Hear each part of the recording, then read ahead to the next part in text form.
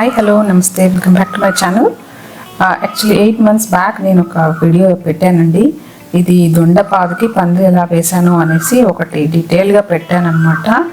So అప్పుడు చెప్పాను ఈ దొండపాదు పెరిగాక హార్వెస్టింగ్ చేసేటప్పుడు ఒక వీడియో తీస్తాను అనేసి అప్పుడు చెప్పానమాట. సో అందుకని ఈ వీడియో తీస్తున్నానండి. ఇది 8 months బ్యాక్ ఇలా ఉండిందనమాట పందిరి. ఇదిగోండి దొండ మొక్క కూడా ఇలాగా ఒక 2 feet హైట్ ఉండిందనమాట అప్పుడు ఆ టైంలో. సో ఇప్పుడు ఎలా ఉందో చూపిస్తాను మీకు. ఇప్పటికి 8 months అవుతుందండి. ఇది ఇప్పుడు ఏప్రిల్ కదా. సో ఇప్పుడు మా గార్డెన్ ఆ ఏరియా ఎక్కడైతే పందిరి ఉందో ఇట్లా ఉందన్నమాట. ఇక్కడ కొన్ని జస్ట్ మొక్కలు కొన్ని చూపిస్తాను. మందార మొక్కలు ఉన్నాయి 2. ఈ పక్కన ఇది కర్పూరవల్లి అండి, మామ ఆకు అంటారు కదా అదనమాట. తర్వాత ఇక్కడ కొంచెం పుదీనా ఉంది. ఈ పక్కన ఇవి చామదుంప మొక్కలు కొన్ని పెట్టాను. ఇది సిలోన్ బచ్చలి అంటారండి ఈ ఆకు, అదొకటి. తర్వాత మళ్ళీ ఇది కర్పూరవల్లి ప్లాంట్ బాగా వచ్చింది, సమ్మర్లో చాలా బాగా వస్తుంది అనమాట. ఇది కుండీలో యాక్చువల్గా పందిరికి ఒక స్టిక్ పెట్టాం, బ్యాంబూ స్టిక్. ఇందులో కూడా పుదీనా పెట్టాను అనమాట. చూసారా ఇది కుండీలో ఉందన్నమాట, అది పందిరి స్టిక్ అనమాట. ఇదిగోండి ఇప్పుడు ఇలా ఉందన్నమాట పందిరి మీద అంతా మంచిగా పాకేసిందండి. దొండపాదు చాలా బాగా పెరిగింది, మొత్తానికి సాధించినట్టు అనిపించింది నాకైతే. చాలా హ్యాపీగా ఉందండి. ఇదిగోండి ఇక్కడ ఇంకొక స్టిక్ ఏమో ఇట్లా పెయింట్ బకెట్లో పెట్టామన్నమాట. సో మాకు ఇక్కడ ఏంటంటే మట్టి ఎక్కువ లేదు కాబట్టి లెఫ్ట్ సైడ్ కొంచెం మట్టి ఉంది కదా నేల, అందులో 2 స్టిక్స్ పెట్టాము. ఇదొకటి అనమాట. ఇది 2, ఇంకా 2 ఏమో ఇట్లాగా పెద్ద కుండీల్లో పెట్టేశాను అనమాట. ఈ వైట్ కలర్ది ఒక కుండీ, తర్వాత ఇదండి ఇంకొక కుండీ అనమాట. ఇది పెయింట్ బకెట్. సో పైనుంచి చూస్తే కొంచెం ఇట్లా ఉంది చూడండి, పైనుంచి అన్నీ కనిపిస్తున్నాయి.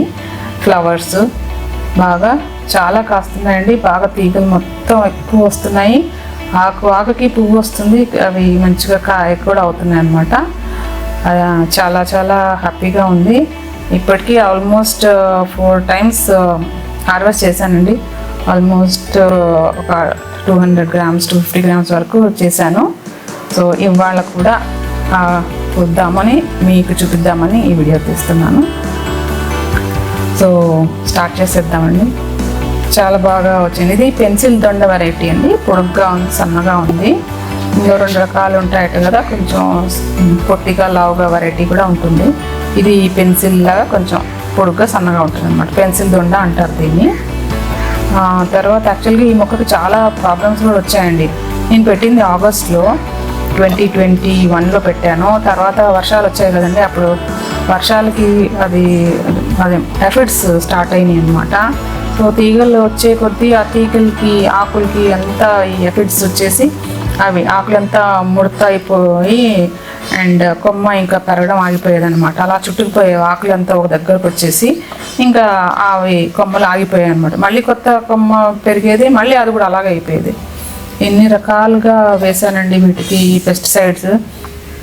నీమ్ ఆయిల్ వేసాను, తర్వాత పంచగవ్య వేసాను, తర్వాత అగ్ని ఆస్త్ర వేసానండి. అది చాలా పవర్ఫుల్ అంటారు కదా, అది వేసాను. తర్వాత అయినా కూడా అవ్వలేదండి. తర్వాత ట్రిమ్ చేసేసాను మొత్తం, సగం వరకు మొత్తం ఈ పైన పందిరి మీద ఏవైతే వచ్చినాయి అన్నీ కట్ చేసేసాను.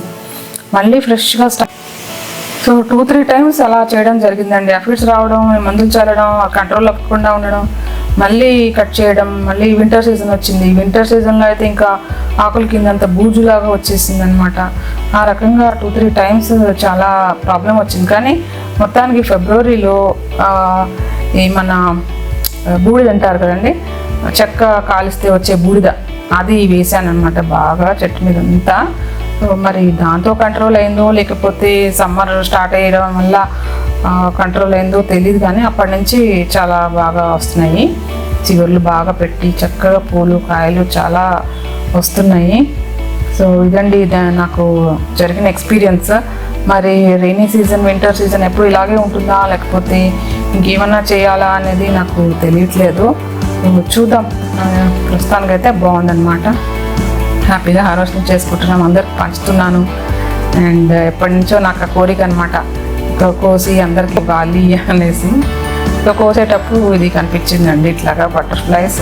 చిన్న క్లిప్ తీసాను అనమాట. బాగుంది కదా. సో దొండకాయలతో పాటు కొంచెం వేరే హార్వెస్ట్ కూడా చేశానండి. ఇది మాది పాలకూర పెట్టాను, ఇందులో ఒక చిన్న బ్లాక్ టబ్లో పెట్టాను అనమాట. ఇది కూడా యాక్చువల్గా పెట్టి 3 to 3 months అవుతుందండి. చాలాసార్లు హార్వెస్ట్ చేశాను ఇలాగే. దీంట్లో స్టార్టింగ్లో పెద్ద పెద్ద ఆకులు వచ్చాయి, కానీ తర్వాత స్లోగా కొంచెం సైజు చిన్నగా అవడం మొదలుపెట్టింది. ఫర్టిలైజర్ మామూలుగా నేను వేసేది ఆవు పేడ అనమాట, అది వేసాక కూడా కొంచెం పర్వాలేదు, కానీ ఇప్పుడైతే చాలా చిన్నగా అయిపోయాయి ఆకులు. తర్వాత పూలు కూడా స్టార్ట్ అయ్యాయి అనమాట. సో వన్స్ ఫ్లవరింగ్ స్టార్ట్ అయిందంటే ఇంకా మోస్ట్లీ ఇంకా ఖాతా అయిపోయినట్టే అనుకోవాలి కదా.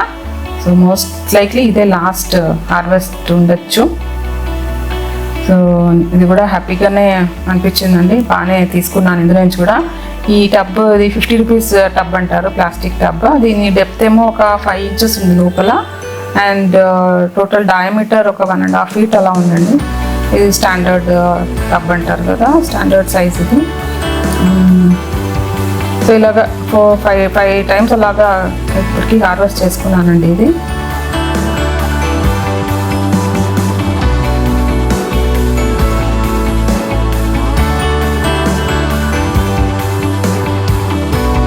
సో దీనికి కూడా పెస్టిసైడ్ కంట్రోల్కి నేను వేసేది నీమ్ ఆయిల్, పంచగవ్య అండ్ అగ్ని అస్త్ర అండి, ఇవే వాడుతూ ఉంటాను.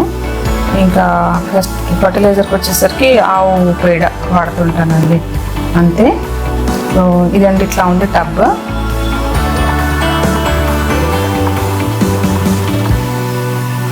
సో కొన్ని మొక్కలేమో మట్టిలో పెట్టాను, కొన్ని మొక్కలేమో ఇట్లాగా పాట్స్లో పెట్టాను. ఈ పక్కన ఇంకా కొంచెం ఉందండి పొన్నగంటి కూర, అది ఇప్పుడు కొయ్యట్లేదు. తర్వాత ఇది చూడండి, మాది జంబో బ్రింజాల్ అనమాట. మొక్క చాలా పెద్దగా ఉంటుంది, ఆల్మోస్ట్ 5 feet హైట్ వరకు ఉంది ఇప్పుడు. అండ్ దీనికి కాయలు తక్కువ కాస్తాయి, కానీ సైజ్ మాత్రం చాలా పెద్దగా ఉంటుంది. దీనికి చాలా వాటరీగా ఉంటుందండి. వాటరీ అంటే బాగా గుజ్జు ఎక్కువ ఉండి గింజలు తక్కువ ఉండి కూర చేసేటప్పుడు చాలా సాఫ్ట్గా అవుతుందన్నమాట. అండ్ ఇనీషియల్గా ఒక 4-5 మొక్కలు పెట్టాను, 1 year అవుతుంది ఈ మొక్క నా దగ్గర, కానీ చనిపోయాయండి 2-3 మొక్కలు, ఇంకా 2 మిగిలాయి నాకు. సో ఇది ఒక మొక్కలో నుంచి కోసాను కదా. ఇక్కడ ఇంకొక మొక్క ఉంది, ఇందులో 2 కాయలు ఉన్నాయి. ఆకులు కూడా తక్కువే వస్తాయి, పెద్ద పెద్ద ఆకులు, పెద్ద కాయలు, హైట్ చాలా పెద్దది.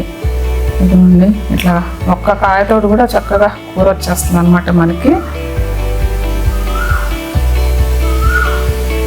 సో ఇప్పటి వరకు దొండకాయలు, పాలకూర అండ్ వంకాయలు కోసాను కదా. ఇవి పొడుగు వంకాయలండి, చిన్నగా ఉన్నాయి మొక్కలు, ఇప్పుడు స్టార్ట్ అవుతున్నాయి. పువ్వులు కాయలు జస్ట్ స్టార్ట్ అయినాయి అనమాట. ఇదే ఫస్ట్ హార్వెస్ట్. ఇవి 2 కాయలు వచ్చాయి.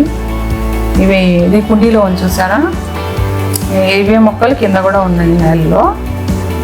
తర్వాత కొన్ని పచ్చిమిరపకాయ మొక్కలు ఉన్నాయండి, ఇవైతే చాలా ప్రాబ్లం అనమాట. అస్సలు చాలా కష్టం పచ్చిమిరపకాయల మొక్కల్ని హ్యాండిల్ చేయడము. కంటిన్యూస్గా ఎప్పుడు ఉంటాయండి ప్లస్ పచ్చిమిరపకాయలకి ఒకలాంటి బూజు, తర్వాత యాఫిడ్స్, బ్లాక్ కలర్ యాఫిడ్స్, అదే కాకుండా వైట్ ఫ్లైస్ లాంటివి ఉంటాయండి. కంటిన్యూస్గా ఎప్పుడు ఉంటాయన్నమాట. ఏదైనా చల్లాక ఒక 1-2 days బాగుంటుంది, మా తర్వాత మళ్ళీ స్టార్ట్ అయిపోతాయండి. సో ఇదండి ఇవాళ హార్వెస్ట్. ఇది కాకుండా యాక్చువల్గా తోటకూర కూడా హార్వెస్ట్ చేశాను, ఆ క్లిప్పింగ్ మిస్ అయిపోయింది. ఓకే అండి, ఇదండి టుడేస్ హార్వెస్ట్. మా చిన్ని గార్డెన్లో తోటకూర అండి. ఇది యాక్చువల్ ఒకే మొక్కల నుంచి వచ్చిన ఆకు అనమాట. తర్వాత 3 పచ్చిమిరపకాయలు, 3 జంబూ వంకాయలు, 2 లాంగ్ వంకాయలు, పాలకూర అండ్ మెయిన్గా దొండకాయలు అండి. సో చాలా హ్యాపీగా ఉంది. I think summer season is the best season అండి for growing all kinds of vegetables. And ఇది ఒక మొక్క వచ్చిందండి, ఇది యాక్చువల్గా పడిమ వచ్చిందనమాట.